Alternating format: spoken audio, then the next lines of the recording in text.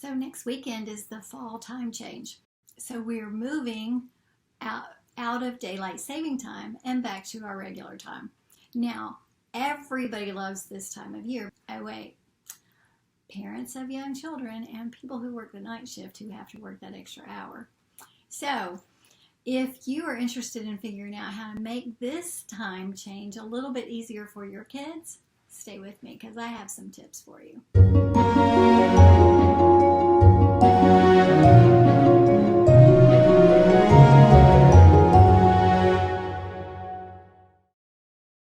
The time change is always very confusing for me. It always snuck up on me.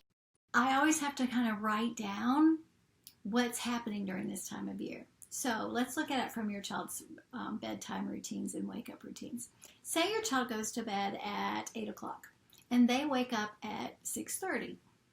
Well, during this time change, all of a sudden your children are going to be super, super tired and ready to go to bed that hour earlier. So they're going to want to be going to bed about 7, and then they're going to be waking up about 5:30. Nobody wants that schedule. So there are a couple of things that you can do about that. If this time change just snuck up on you and you are right here on it and then all of a sudden you've realized what's happening, it's okay. It's just going to take a little bit longer for your child to adjust, but they can do it and you can help them.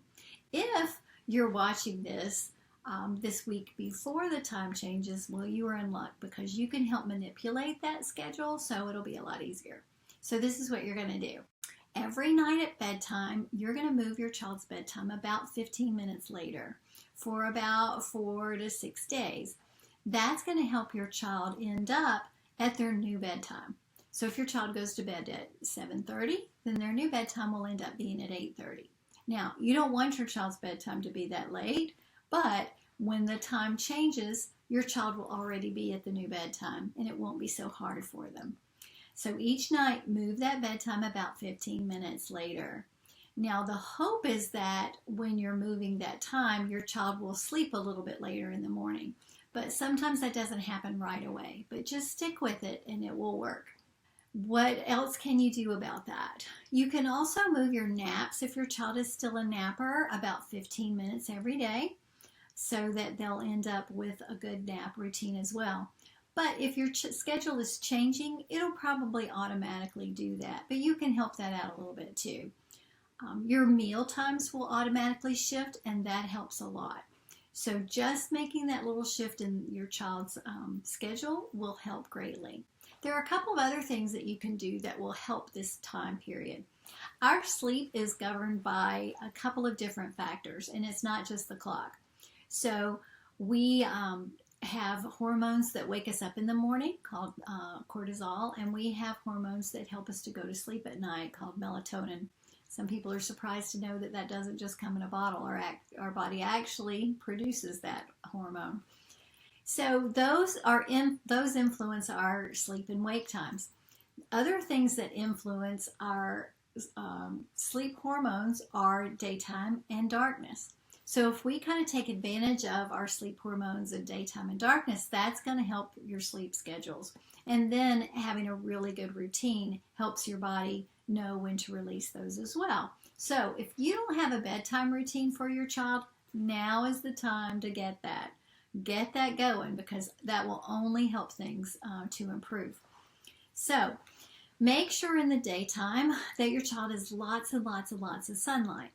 That's going to help them start to regulate their sleep hormones. If you have an older baby or an older child or a teenager or you yourself, getting a lot of sunlight in the day will help your body know when to produce those hormones, and that helps you to stay awake. Something besides caffeine. In the nighttime, when the sun starts to go down, it gets a little bit cooler, it gets a little darker, and then your body knows to suppress the cortisol and to release that melatonin. So you can help with that. We have artificial light in our houses and sometimes our bodies get very confused.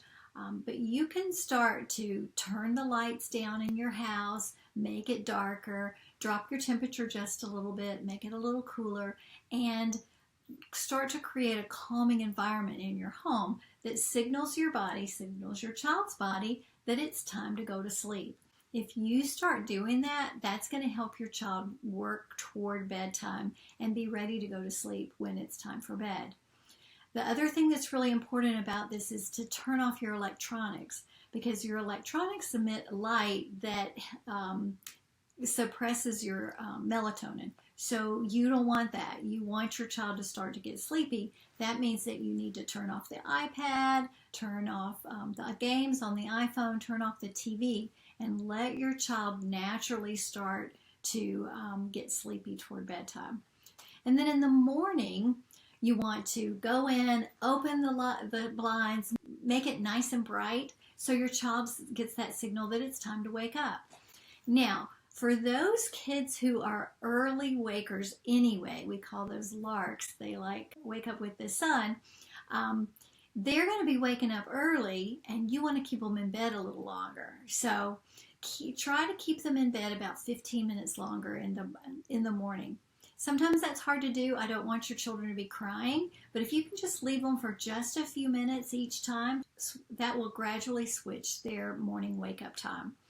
If your child wakes up really early and you're trying to adjust them to a later wake-up time, move your breakfast time, because our routines help to establish, wake-up time and sleep time, and feeding your child is very tied into that. So whatever time they eat breakfast is the time that they think they should wake up.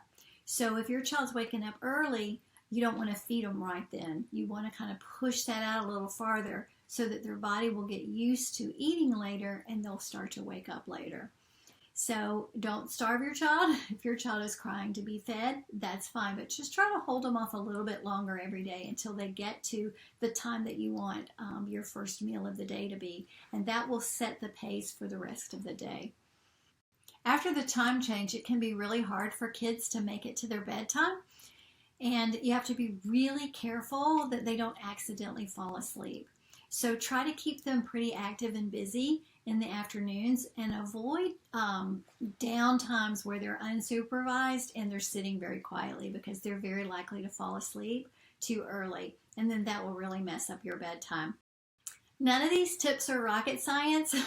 They're all pretty easy, and they're just really manipulating your child's environment and your child's schedule so that they can get onto the new schedule a lot easier and without a lot of tears and without a lot of waking up. So I hope that these are helpful for you. If you need a few more tips, come on over to the Dream Baby Mama Tribe. This is a group for moms to help each other out and support and encourage each other.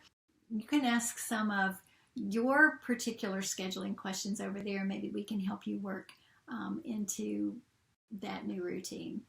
You also can go over to my website at dreambabycafe.com, and I have a lot of other sleep articles over there that might help you, particularly if you don't have a routine for your child yet. Now's the time to get one.